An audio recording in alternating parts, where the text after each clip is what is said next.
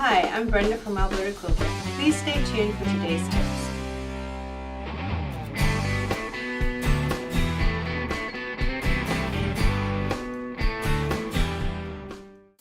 Tension.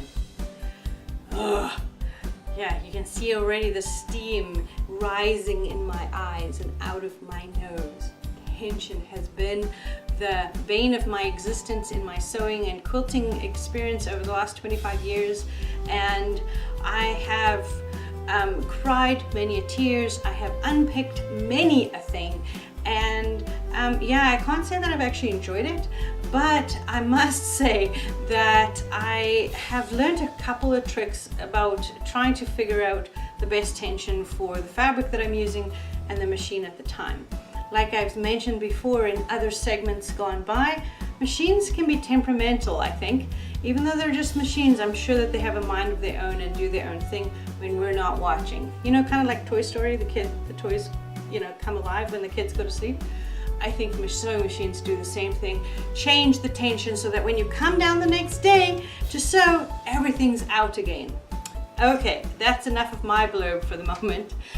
So what do we do if we have tension issues? What I have found is if you give yourself a little bit of time to figure this out, you will be very happy. Make sure that your machine is threaded properly. We've discussed that in a previous tip show. Make sure that your bobbin is wound properly. That's very important. It mustn't be like thick on the bottom and then thinner on the top. It must be evenly wound. It mustn't be loose looking. Okay, that will also affect your tension, top and bottom. So what I have done is to figure out why my tension is not working. You know, you change thread, you do this, you do that, and nothing works. So I get myself a scrap piece of fabric, and I sit and I give myself a half an hour, however long it takes, to work out the tension issues. I put one color thread on the top, a different color in the bobbin, and I play with the tension dials on my machine until I can get it perfect. So now I can actually see which tension is not working. Is it the top thread or the bottom thread? Because I have different colors on the top and the bottom, right? So I will take my piece of fabric, whatever it is, and I'm running it through, you know, 3, 4, 10 times if it takes, until I have adjusted my machine to get just the right stitch length, and then I'm not looping at the bottom or creating a rat's nest or however other problems that we can come up with our machines.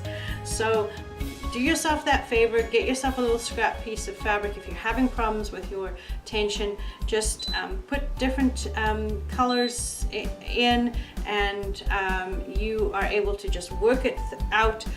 Play with your dials, make sure that you are happy with the result. When you're happy with the result, leave the tension the way it is.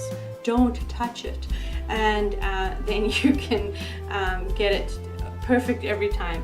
I know that sounds crazy, but after you've had like a half an hour of frustration to try and get your tension properly, you don't want to touch those dials again for a while.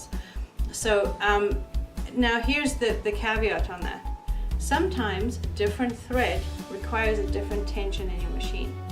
I know that's horrible news. I'm sorry, you know, but it just happens that way.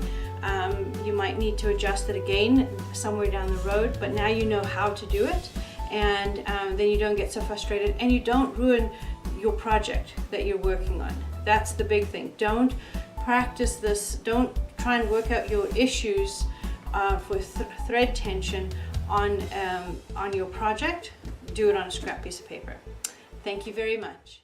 Thanks for watching us. Please join us next time.